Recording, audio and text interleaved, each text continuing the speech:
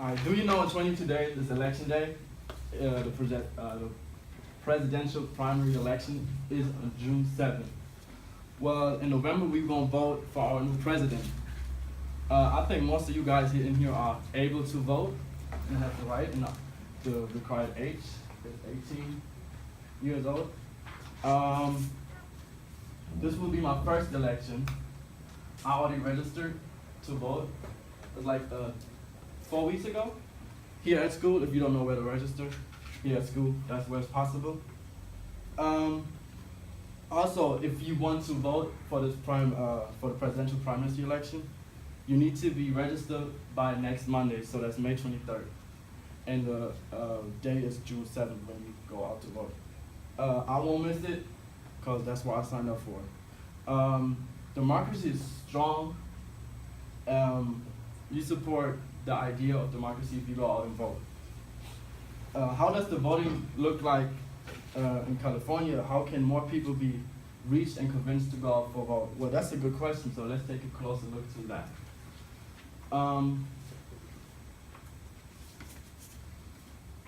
The voter turnout is generally a problem in California and in the United States of America.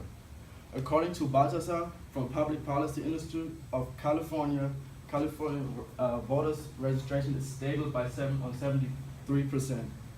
But the turnout dropped in 2014 to 42%. Why is that? Well, that's a good question. How can more people be reached and convinced to vote? What are the two underlying causes of those problems? One of those causes is why people keep away from the polls is to disbelieve in the benefit if they will go out and vote. Paul Steinkister explains in his article in 2014, people have to make an effort to go out and vote. Meaning, like, let's say I'm on my way to work, but the polls are open, but that's the time I have to be in at work, or after work, they close, so I cannot go vote, so they just don't go vote. And also they indirectly waste money, gas money, to go out for vote. So people, they don't see a benefit for themselves, they're not going to go out for vote. The guy's name is Barabak. In an LA Times article from 2014, he also explains that an important reason for people not to go out for vote is because they don't believe in the politics situation, what is going on right now. They don't like the candidates or anything else. Also, for many people, voting is difficult. A lot of people need help because they don't understand it, they get confused. As you could saw, when you saw the picture, it was kind of confusing. I even needed help when I was registered to vote.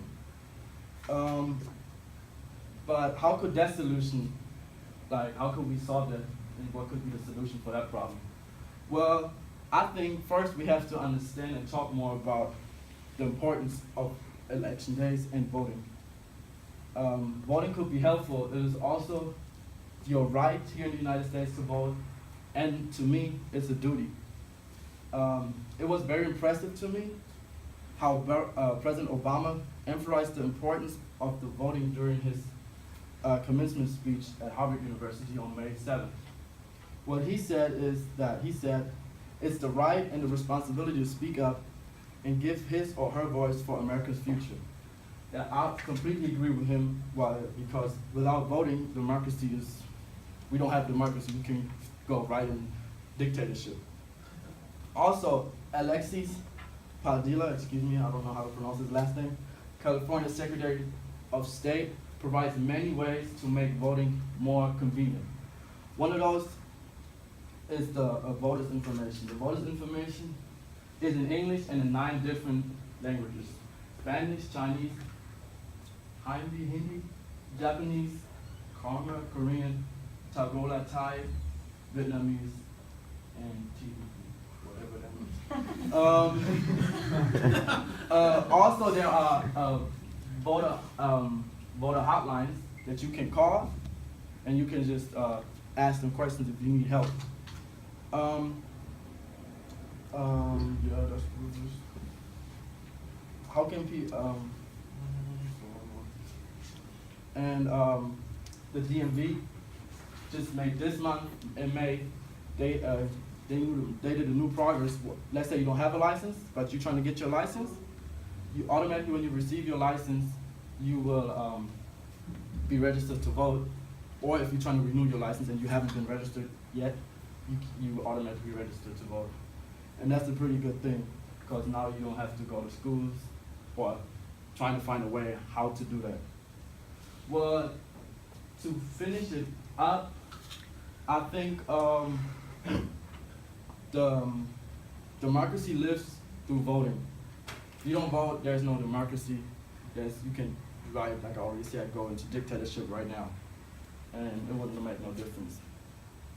And a lot of people 100 years ago fought for democracy here in the United States to make it, basically, I think it was one of the first democracies we ever had in the whole world.